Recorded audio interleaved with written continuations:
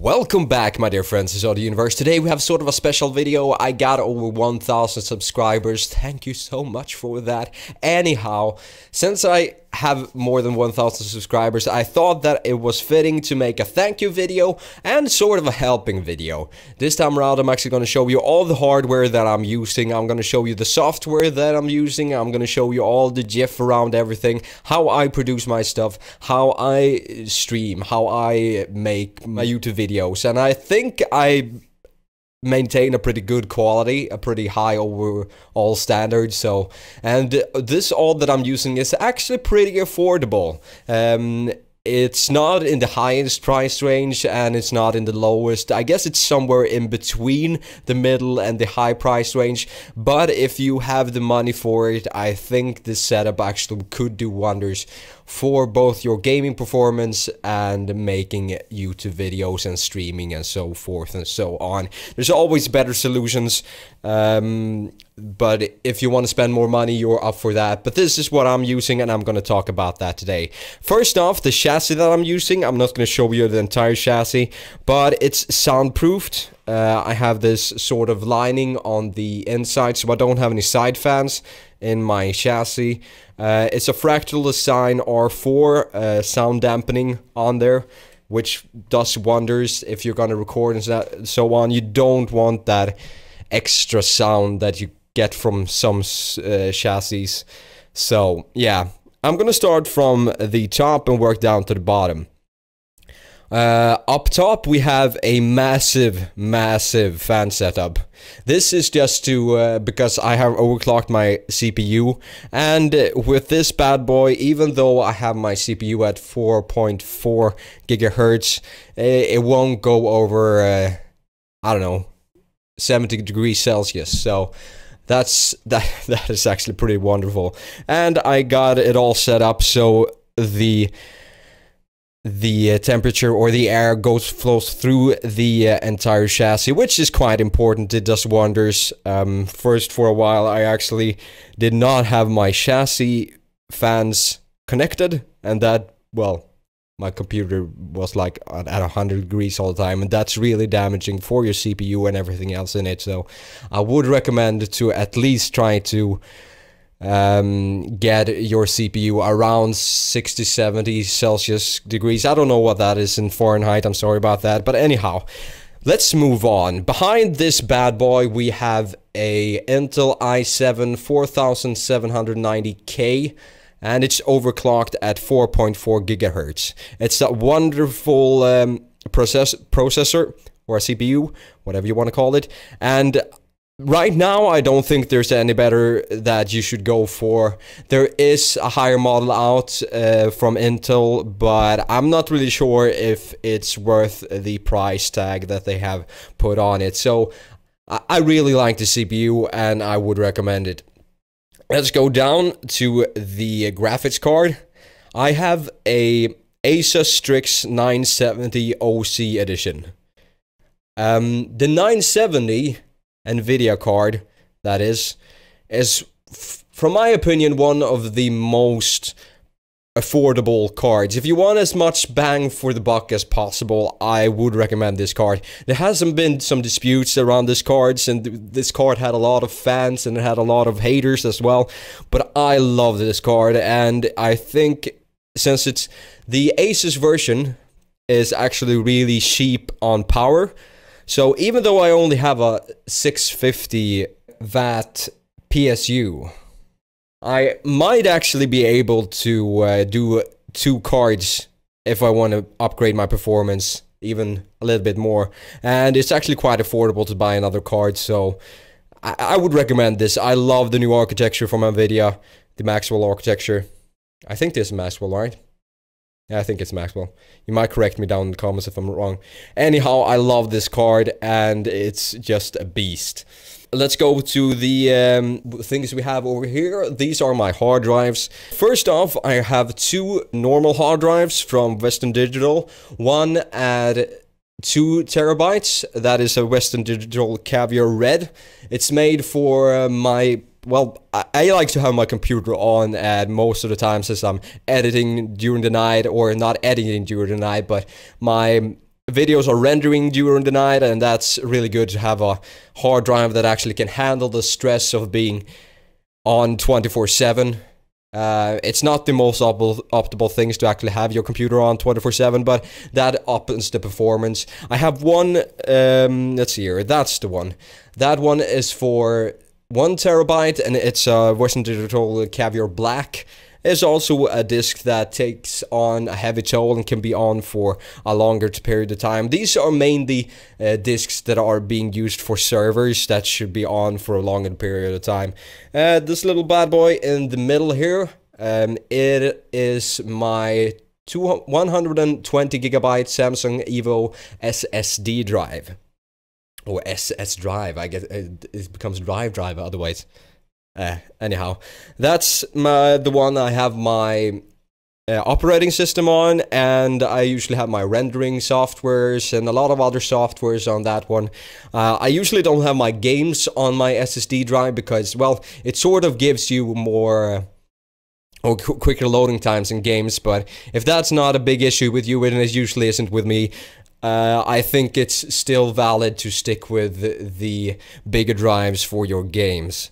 I do have another SSD drive in my old computer, but I'm not using it right now. I'm thinking of having a server set up on that one, but that's an entirely different video.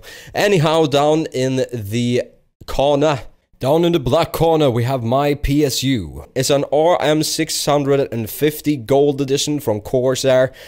I love the Gold Edition PSUs mainly because they give you that extra, well, cut off from the power cost of your computer, and it makes everything a little bit more efficient, and I just recommend them overall. There's no real reason to go. I was thinking of going like platinum or something like that, but I think gold does it all well. On the back here, we have a gigabyte motherboard. It's the Gaming 7 edition. There's some digits in the between there, but I'm not gonna say those. That just, I don't know. Model names are just stupid sometimes. Anyhow, that's the motherboard we have back there. We have a couple of RAMs in the back. I have Corsair Vengeance RAMs for 16 gigabits. Right now, I don't remember how fast they are, but they're pretty fast. They're durable and they work good for gaming. And they're really price worthy, so I could recommend all of this that I have in my computer right now. Anyhow, that's all for the hardware, I think. If there's something you want more to me to talk about what I have inside my computer, you're more than welcome to do a comment below. Anyhow, we're gonna jump up to the other hardware that I have on top of my desk. First off, let's talk about my mouse. It's a SteelSeries Rival. I love this bad boy. You can see that I have my sweatpants on as well. I'm a comfortable guy, that's how I work. Anyhow, I just want to comment that. The SteelSeries Rival is a really good mouse. The response time on the clicks is only 1 millisecond, which is crucial for you if you play a little bit of more competitive games, which I do sometimes. I do enjoy myself some competitive action. We can configure our lights here and our lights here. It's an optical mouse, which I don't know if you want to have an optical or a laser-based mouse. I like my optical mice. I think this one works wonderfully. There's a lot of customizable options in the software for this mice that SteelSeries had put out, so they're doing great. If there's one thing that SteelSeries know how to make, it's actually mice. So I would recommend this one, the SteelSeries Rival. I think the Sensei is the predecessor to this one, and the Sensei is also a really good mice. But I like this one just because we have these side panels that are rubber, I think, which makes the grip much more comfortable. The Sensei, that is the predecessor, is a little bit more stiff, and I don't know, I just don't like it as much, but this one really does it for me. And it's a mouse that I could actually really recommend. It's pretty affordable. I think it's around $60-70 like usual gaming mice are. So it's pretty affordable. There's a lot of customizable options. It's good response time. The DPI is pretty high on it. It actually says 6500 CPI. I don't know really what CPI is, if I'm gonna be totally honest. Anyhow, I don't really care about DPI and CPI and all that because I play with really low DPI, so that doesn't matter for me. But if that interests you, then, well, yeah, that's what we're going for. Apparently, it's called CPI on this one. I did not know that. I thought called was DPI. Maybe it's laser mice that have DPI. Anyhow, 6500 CPI is the max for this one. So yeah, it's a really good mouse. I love it. Over to the keyboard. Alright, the keyboard that I use is the Corsair Gaming K90. The good thing about this one and the difference between this one and the K75 is that you have a lot of macro keys here on the end. I don't think you can actually see what it says on them, but it says G1 to G18. On the top here, you have three different buttons that you can customize and make your own macros if you want to. So if you're more of a World of Warcraft player or something of the sorts, this is more a keyboard for you. If you only play FPS games, maybe you should go with the cheaper K79 version. I really love this one. You can turn off the lights and turn on the lights. Let's see here. There we go. Now it's actually dark if you don't like the backlighting. I do like my backlighting, so I always have it on. It might look a little bit blue right now, but it's actually white backlighting, which I like. I think the neutral lighting is much more comfortable for longer sessions and so on. I don't want it to mess with anything else. You have like the scroll wheel for your audio. You can change audio tracks here if you want to. You actually have a pretty neat button here. This button locks, so if you accidentally press the Windows key doesn't work. So there's some nifty features on this keyboard that I really like. I'm not gonna go into the entire specific detail of things. One thing I can show you though that I really like about this one is that if you hold this key down, it starts to blink a red a little bit. I don't know if you guys see that. And then you can start to turn off the lighting if you want to. You can turn off all the lighting for the specific profile that you can show up here. So if you just want a couple of keys to be lighted for a specific game, then that is actually an option for you to have. I usually have all my keys lighted because I'm not a silly man. I'm a brilliant man. I don't know what I'm talking about. Anyhow, let's get this one off. Yeah, so this keyboard does it all for me. I really love this keyboard.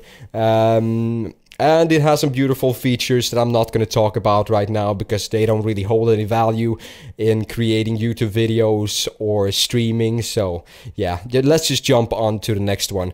The next one I'm going to talk about is my two screens. That's the only thing that maybe I need an upgrade on.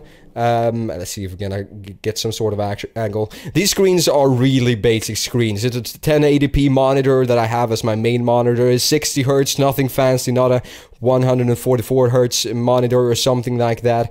I'm thinking of actually getting a 144 Hz monitor later on down the road, but right now this one does it for me. I don't really need it. I don't really have the money to get another screen, and this screen is an old, actually 4x3 screen. Let's see if we can get a whole picture of it. There we go. 4x3 screen that I have as my extra monitor, that when I have, like, when I need to use editing or when I'm streaming, that I can have extra stuff on that one.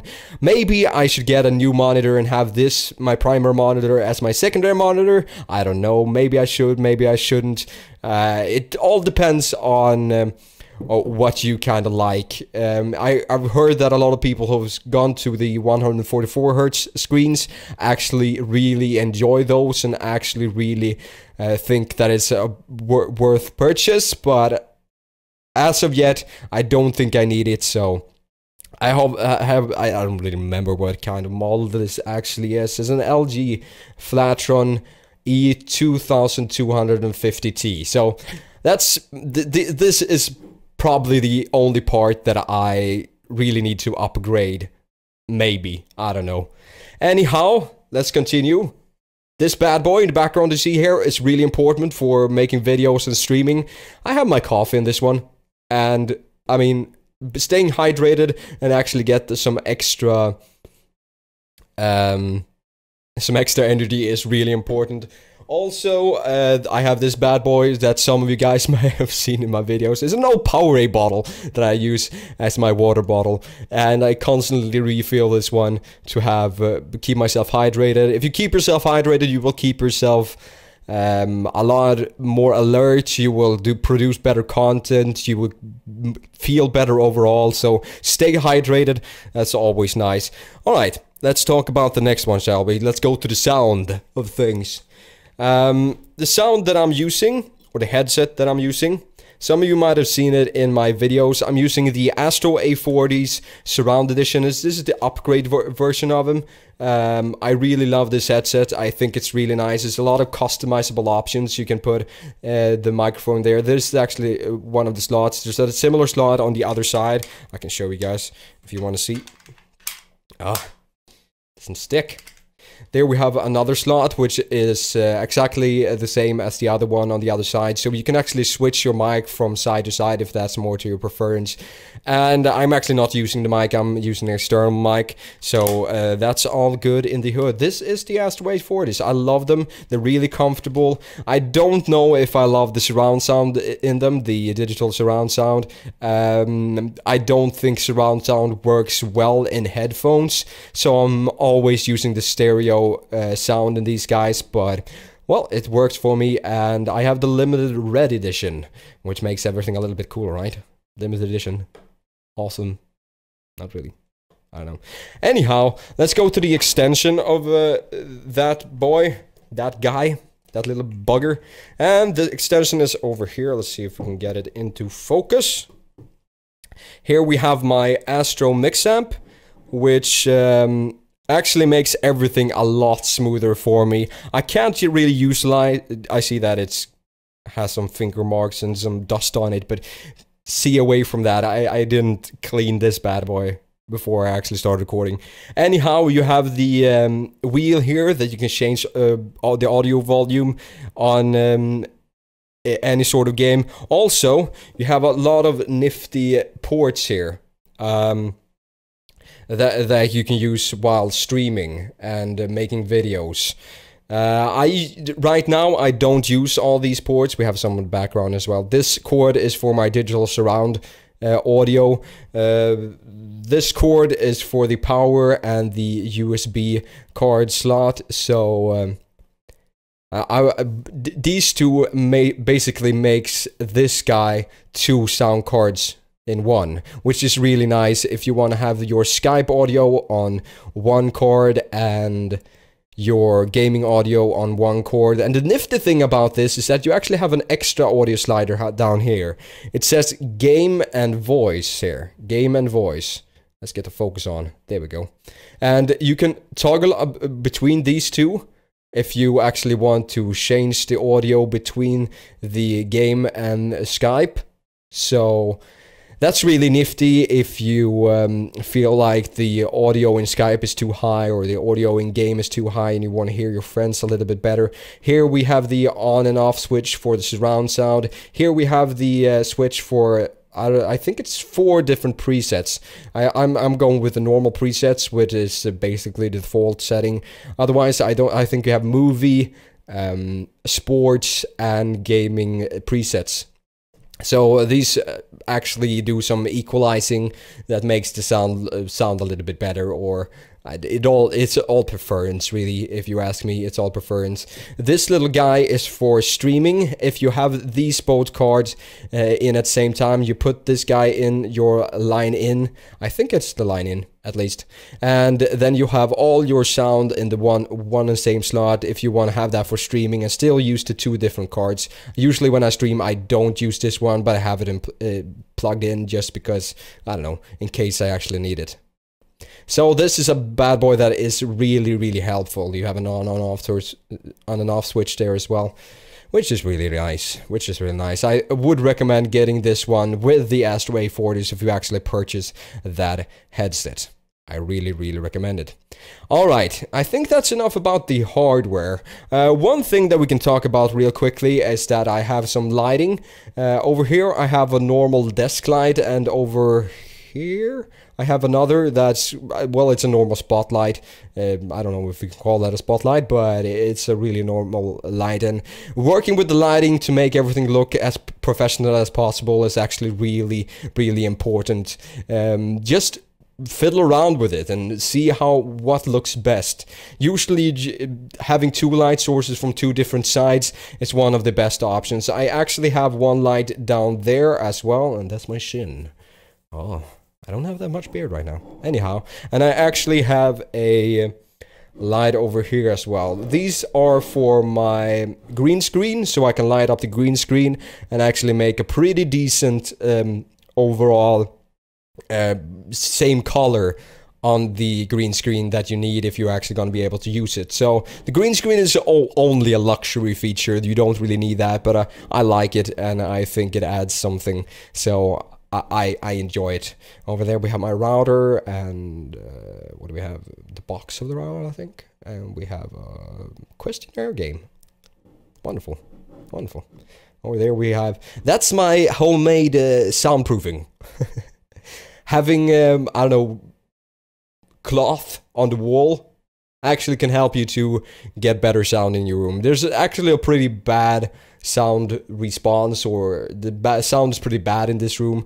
I'm gonna move soon and get a better office with better sound, so that won't really be a need right there, but that's, if you want to soundproof your room, just hang, I don't know, sheets and everything around everything and all that stuff. That actually works pretty well. What you see here that I'm talking into right now is my Yeti's blue Yeti mic. It's the normal standard one, not the pro one, and it's actually really, really handy. As you can see here, back here we have some slots. Let's see if we can get a little bit better lighting. If we get a little bit closer, maybe, then we can get a show on the road. You have the volume slider here, and here you can actually change which sides the mic picks up audio from. So that's really, really handy. Right now I have that the audio should only be picked up from the front of the mic. That's where I am.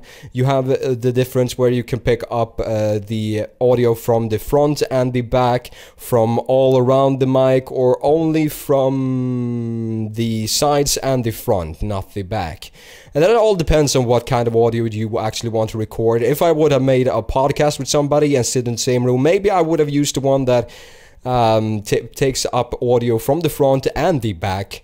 But right now I don't have any real reason for using that, so I'm only using the one that takes up audio from the front of the mic. And this mic is on a stand. It's a pretty normal mic stand with a sound dampener, or a vibration dampener.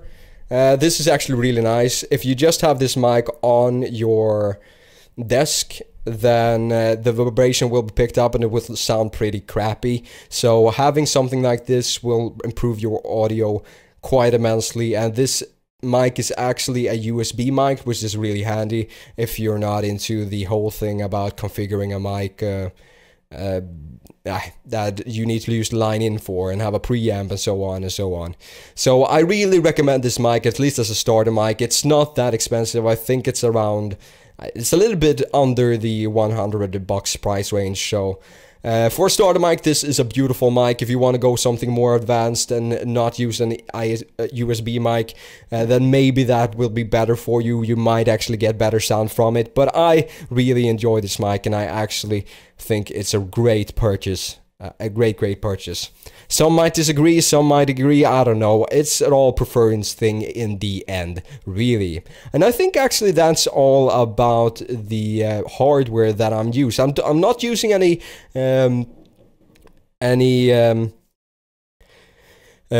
external capture cards or something like that. For streaming, actually, an external capture card can be something that can be preferable, but I don't really see the use. If you have a good PC like I have, I don't really see the use of actually having an external capture card if you're not going to capture footage from a console. So this actually works really well for me, and Yeah, over to the software, shall we? Let's talk about the software as well. This is the ultimate guide of the YouTube and streaming sensei. I don't know what I'm talking about. Anyhow, let's jump into the computer again. Alright, so this is my desktop. It's not the tidiest desktop, but it works for me. Whatever works for you, works for you. So that's good to know. You can't see my other monitor. There's a lot of things going on my other monitor as well. But anyhow, the recording software I use is actually Marilla's Action.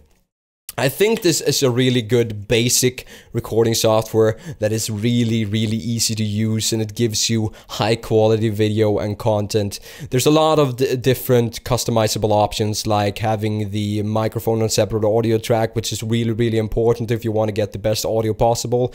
And you have a couple of slide things here if you want to change the file format, the video size, the frame rate.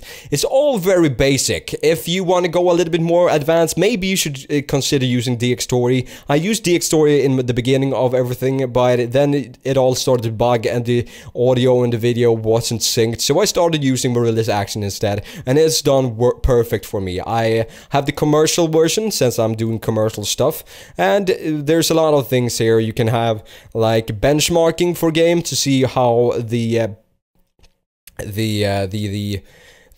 capture software actually performs while capturing. It shouldn't be that big of an impact. I usually don't even realize that I have the recording on. That's how little impact this software actually makes on a game while you're playing. You can record only audio if you want to. You can capture screenshots with this one. You can check your average frame rate. There's a lot of things you can do with this one, and it's actually really configurable. You can have different export settings, volume settings. You can actually have the webcam recorded into the video file that you do. I wouldn't recommend it because it's not the most pretty thing, but the option is there, and I actually really appreciate them having there. You can change the video quality, everything here. This is all how really easy to understand. If it's a first time for you to actually start recording your own videos, I would recommend this software because it's really easy to use. Let's see here. I use Vegas Pro for my editing, and this is Vegas Pro. It's really easy. A lot of people say that Vegas is a lot easier to learn than Premiere Pro. Though if you know how to use Premiere Pro, then you can actually do a little bit more, I don't know, funky stuff. I don't know how that is. They're both professional editing softwares.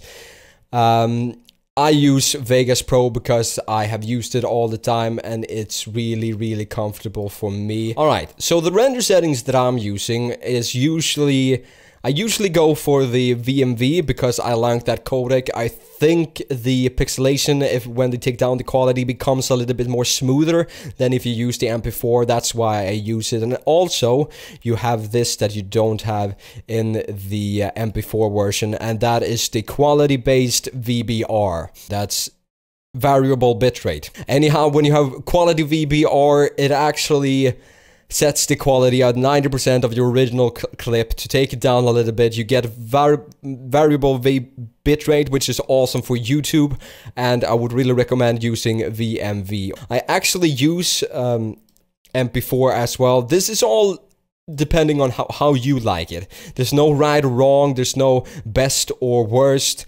The thing about actually rendering is just to understand the differences between the different codecs and containers that you actually use.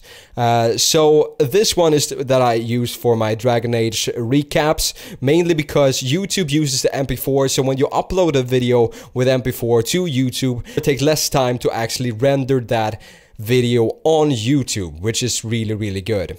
All this about which profile you should use. The high profile is the one that takes up most bandwidth. It should look the best. I don't know if there's actually any real difference. There's a really minimal difference between these guys in quality. The only thing you should really think about is how the bitrate is going to be for you. You could use constant bitrate if you want to. Usually that works a little bit, or you can render a little bit faster with constant bitrate.